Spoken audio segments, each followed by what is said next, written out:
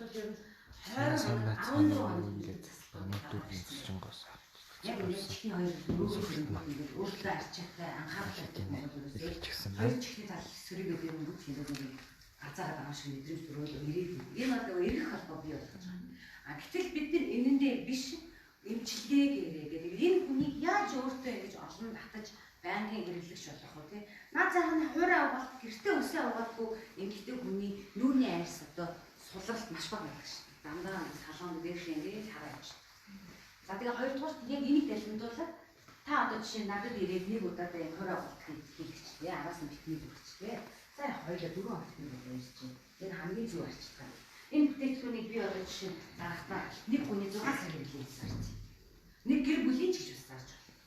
Тэгэхээр нөгөө хүн маань агад уртай 6 сар ирэлчих юм. Тэгэхээр би бүсний бүтээгдэхүүн 6 сар ирэлтийн зохистой дараагийнхаа бас сонгоо. Энэ